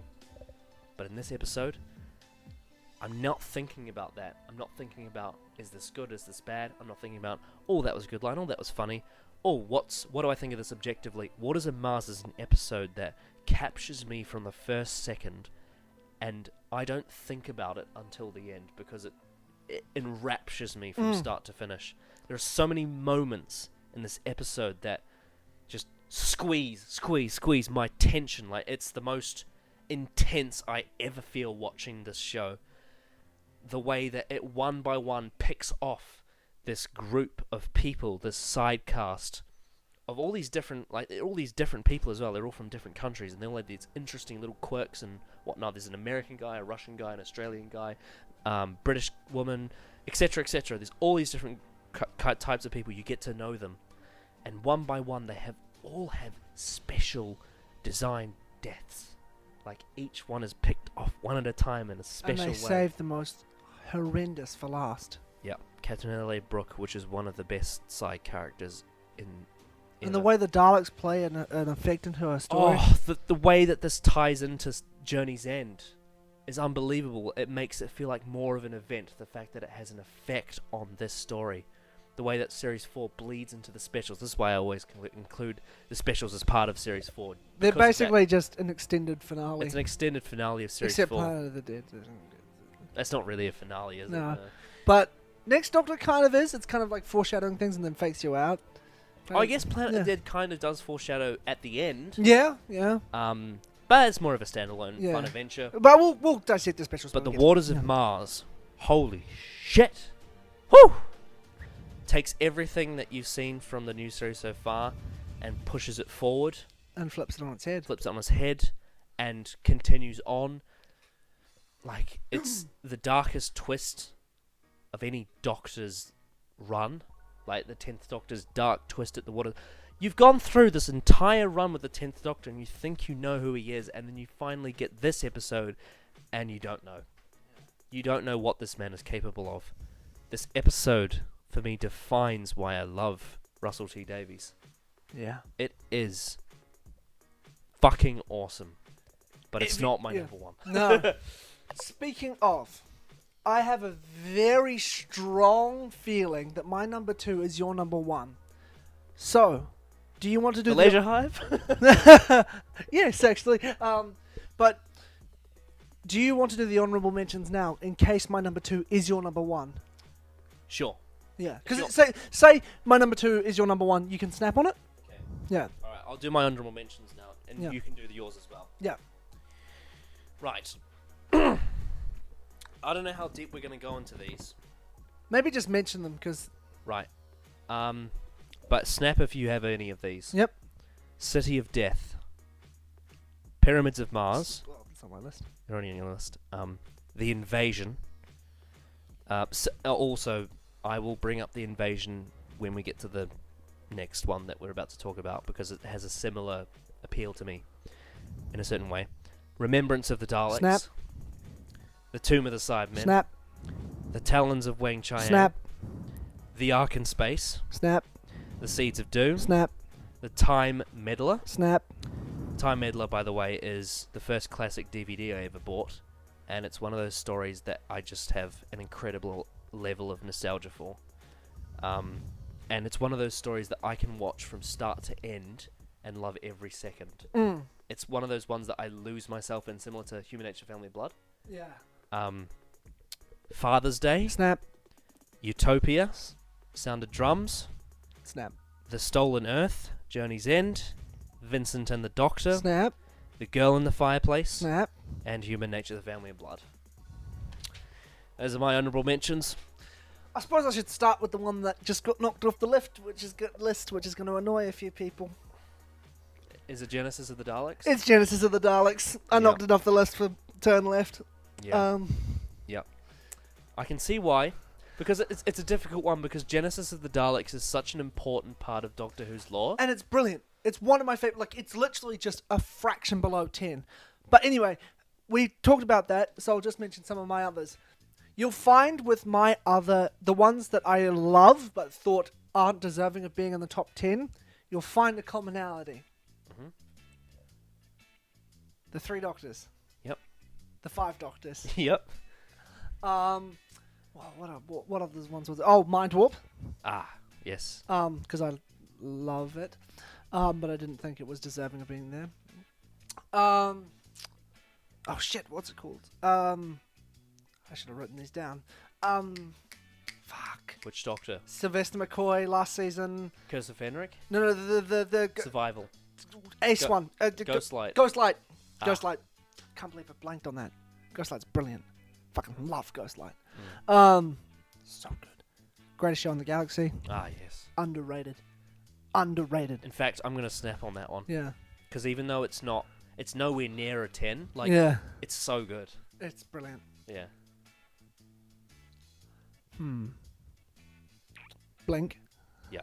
What about Dalek? I was just about to say Dalek. Yep. Rose. Mm. Not a perfect episode by any means, but a significant one. Yeah. And by that standard, I think we could say An Unearthly Child as well. Yeah. Episode 1. Yes. Yeah. Yes. Speaking of purely for personal reasons, it's not really a good serial. But it is the first story of Doctor Who I ever saw. I was 3 years old. My earliest memory is the cliffhanger to episode 1 of The Censorites. Mm. And by that standard, I would also say Rise of the Cybermen Age of Steel. Oh, yes. Oh, yes, Yeah. yes. That's good. I would probably say Army of Ghosts, but not Doomsday. Yes. Well, they are quite different. Yeah. One Face thing- the Raven. Ah, yes, Face the Raven's brilliant. One thing I want to say though, it's interesting. I mean, you have actually technically, but it's interesting because John Pertwee is your favorite Doctor. And I knew this was going to come up. I knew. You haven't mentioned Inferno. Inferno. That was Spearhead from Space. Silurians. Green Death. I mean, you mentioned the three Doctors at the very least. Time Warrior. There's so many Pertwee stories, and you haven't mentioned any of them, which interests me. Mainly because he's your favourite Doctor, and you've said that area is your favourite. So why isn't any of his stories near? Because I have not seen a single John Pertwee story that I am not immediately enraptured by, and it continues all the way through from beginning to end. I'm always entertained. I always love it. They're always on the same level. Like, even the lesser ones that I've seen, I'm always engaged. Like the Time Monster. Like the Time Monster, yes, but there's not a single Pertwee episode, purely because Pertwee is a leading man I adore. But I was thinking really hard, emotionally, what are the episodes I was most invested in? I was thinking not by entertainment and technical and preference to Doctor representation. Yeah. Because if it was that, it'd all be John Pertwee. Yeah. It'd just be every episode up until its 10th. Like season 7, season 10. Yep. Yeah. It'd just be all of them. Yeah. Inferno was on the list, but I knocked it off for Human Nature, Family of Blood because I got a more emotional response. But Inferno is a brilliant sci-fi story in the vein of like the Quatermass. It's that good. It's this monumental story. But if you don't have a personal connection with that era, it's quite hard to get invested in it. The same way as like, because I have watched Inferno and I think it's brilliant, but I don't get like that kind of rich connection to it. I completely understand that. But Pertwee is my favorite Doctor, and I deliberately tried not to. When ranking this, I was like, it will just all be Pertwee. If I put one on, then another one's going to come on, and another one, and another one, and another one. So I tried to diversify it as much as I could. But basically, the entire Pertwee era is in your honourable mentions. Yeah. And I would say the same for the Verity Lambert portion of the Hartnell era for me. Right. Is that all our honourable mentions? All of John Pertwee's era. Pretty much all the Hinchcliffe era, I'd say as well. Yeah. Oh, a few Tom Baker ones as well. So I think City of Death I should have snapped on, but my brain was like, which one's City of Death? And I was like, oh no, it's City of Death. It's great. City of Death may not be the most like extraordinary like sci-fi story, but an important one. But basically, what it is, it's the best Doctor Who romp of all time. Douglas Adams at his best before he got famous. Another sort of slightly controversial honorable mention is the Pirate Planet. Yeah, I love it. Yeah, I'm looking forward to getting to Sharda when we do. Yeah, because that's Douglas Adams as well. Yeah, and all the season 17 worst of lists just because it's him. Oh, and all of Big Finish. Yeah. Oh yeah.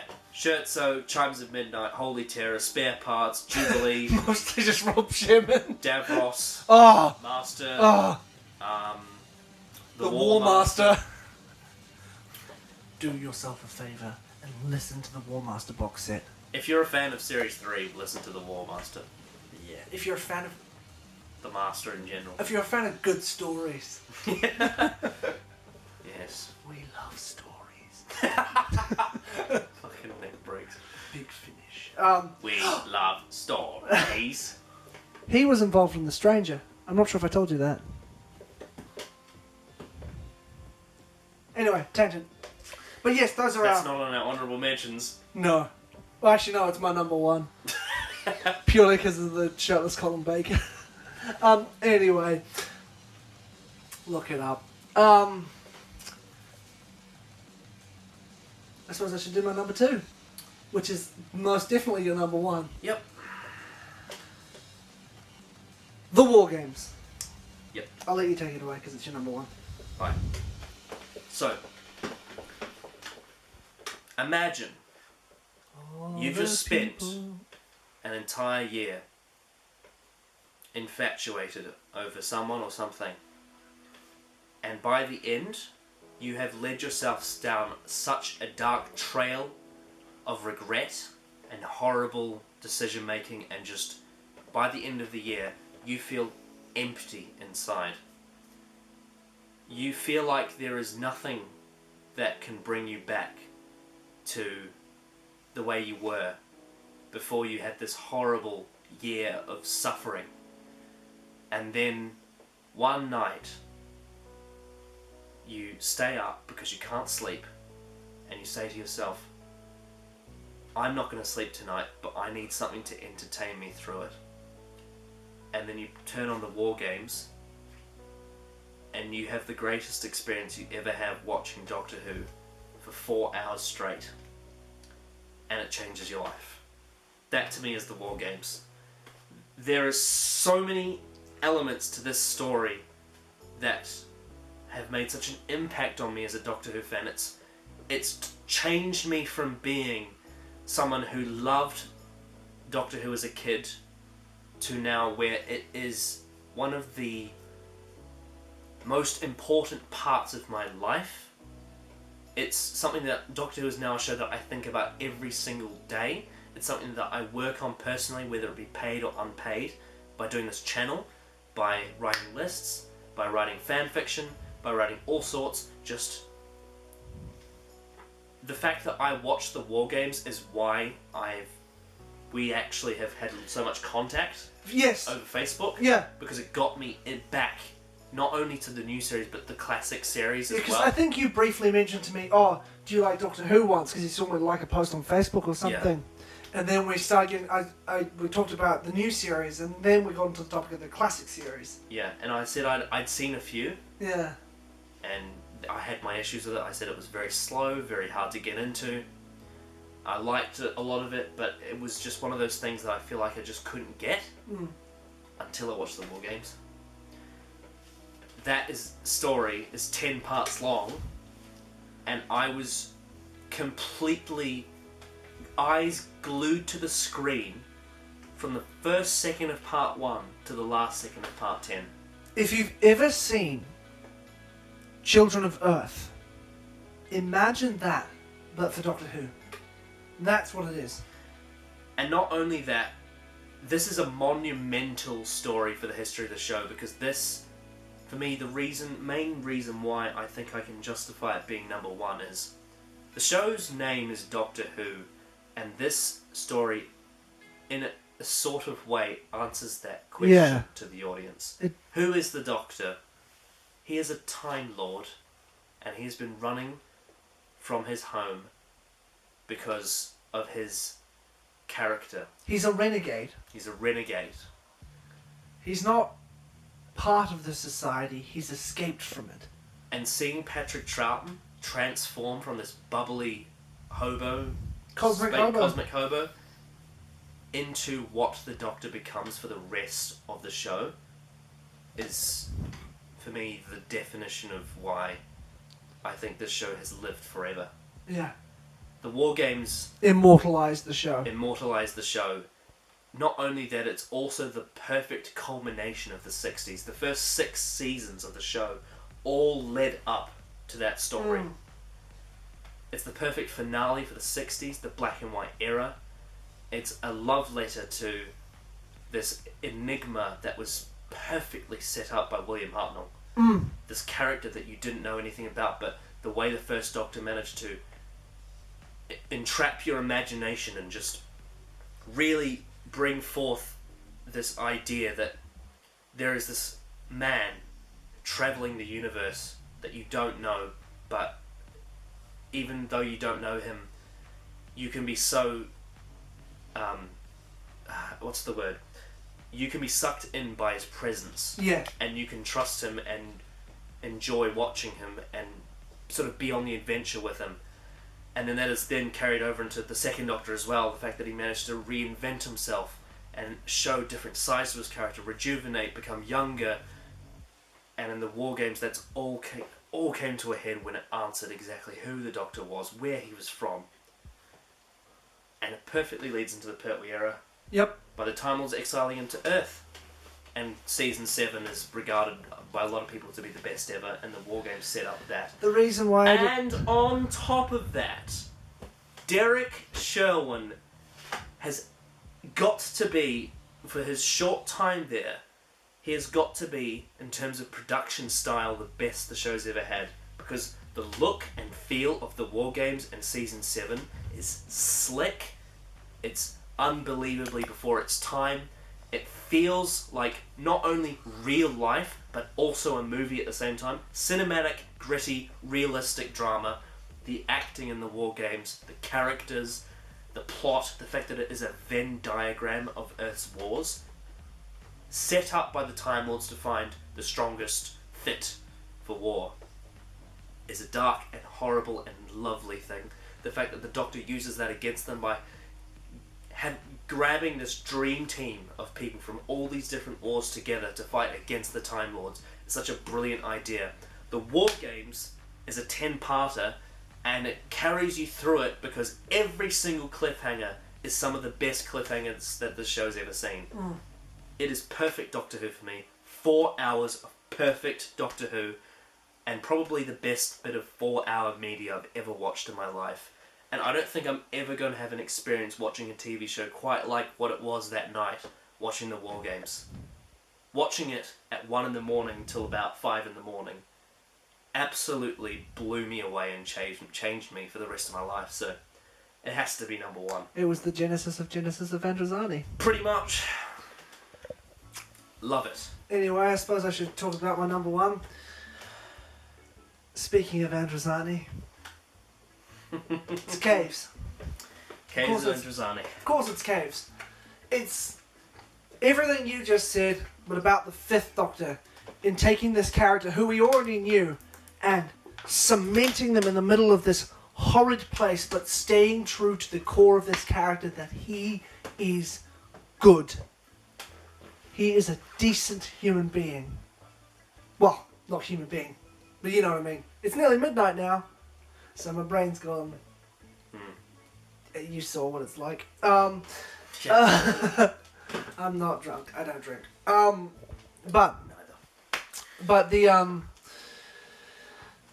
the Caves of Androzani is, with everything we were discussing before, so I won't dwell on this too much because I think that the perfect way to end it up really is the War Games, because it's perfect television, let alone perfect Doctor Who. But Caves of Androzani just knocks War Games down for me because it's the classic story I always go back to. It's the one I always think about when I'm thinking classic Who. I'm just thinking this is perfect, atmospheric, horrible villain that we never needed to see again, nor should we ever see again. Just wonderful storytelling, and I just cannot get enough of it. It is the definition of why Robert Holmes is probably the best writer in Doctor Who history. It's the Robs. Yep. So, in our near 2 hour long discussion here, we've discovered that the true secret to being a good Doctor Who writer is your name has to be Bob. Yes. Or Malcolm Hulke and Terrence Dicks. Or Russell T Davies. Or even Moffat. Yeah, to a degree. But we will return to Moffat in our worst list. Ooh. I wonder what could be the top of our list. Well, I think what I wonder is what else is on my list. Ooh. Yeah, what's on my list? That's a good question. Anyway, yeah, The Caves of Androzani is probably objectively the best Doctor Who story, just because it's like, it literally defines the Doctor as a character. Yeah. It's the best example of a regeneration story. It's the best example of Robert Holmes writing. It, like, the entire rest of the 80s pales in comparison to it. It's such a shame that Colin had to come after that. Because nothing could beat it. No. Nothing that Sylvester or Colin had. And don't get me wrong, Remembrance of the Daleks is a fucking awesome episode, but like... Both of them, I love both of them, but... Both Doctors. But that episode is just... where Classic Who peaked. like war games. Oh, you can't see. War games. Caves. Like minuscule difference. Just depends on personal preference, but I think they're both one. Basic. You said no ties, and it's not going to be a tie. They're basically the same. They're on par. For me, my entire top 10 really is a tie because... As we said, it's a nebulous my thing. number 10's Heaven Sent, and that's a perfect episode. Yeah. The only reason why it's not is number one, on first viewing, I wasn't too sure on it. And also because it's been tainted. It's been tainted. But War Games has also been tainted by that episode, but not so much. I think on its own, the War Games doesn't have as much taint on it as Heaven Sent does. No, because it's more direct. Yeah. But anyway... And it's also 4 fucking hours. Yeah. How can you possibly undo 4 hours? That's just impossible. That's true. Anyway, I think that's probably where we should wrap it up.